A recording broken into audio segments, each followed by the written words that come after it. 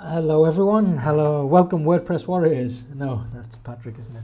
Hello Patrick. Hey. So just another video about another feature that we're quite excited about, and that's the stats feature. So we've already got Monit installed on servers, so that we can monitor them and restart services if they need restarting. So we've made that accessible to you, the users, through the HTTP interface. Now, here you see I've got two servers. This one is a new server, and it's currently grayed out here. That's because when a server doesn't have any sites on, there's no real need to measure the stats then at that point, and it's just not active. You need to build a site before the stats function for the server becomes active. That's also because we use the provisioning process of sites to build the single sign-on site, much the same way we do with the PHP MyAdmin. So it actually exists on your server. But here I have one that's already set up, so I'm actually going to go and have a look in there. Yes. So single sign-on, just click the button and you can see that we've got a whole bunch of processes that are being measured.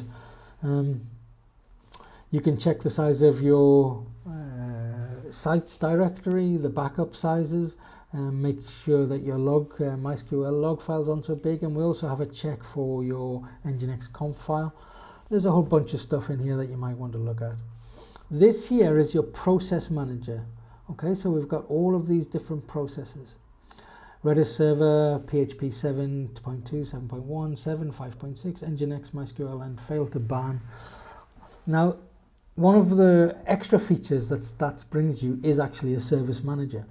So I actually run all of my sites, and you can see here I have a couple of sites, and they're all using PHP 7.2. I tend to use 7.2. So that being said, we can actually turn off services that we don't need. So right now we're using 241 megabytes of memory, but I don't need 5.6, 7 or 7.1. So I'm actually going to stop that service.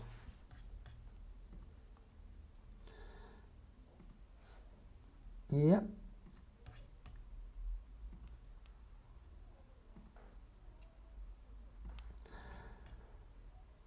Now that I've got those services stopped, you can see I've saved 20 megabyte of memory. It's not a massive amount, but at the same time, every little bit helps. If you're not using Redis object caching or Redis static caching, you can turn that off. However, I would suggest you should always have Redis object caching enabled. So that's it. It should be very useful to help us all diagnose what's going on your stacks. And it's just one of those other little tweaks and features that we hope you're going to like. Okay, so I'm back, and that's because I thought it would be remiss if I didn't at least go through and set up this server here that doesn't have stats on it. To do that, you need to create a site. So it can be any site, just test.com will do me for now. So stats won't be available until this site is finished building. It usually takes about 30 seconds and then we're good to go. Usually database first. Come on, don't make me a liar. There we go. Okay, so now refresh the servers page and stats are available with all of that geeky goodness. So hope you enjoy geeking out on that. If you have any questions, you know where we are. Okay, bye bye.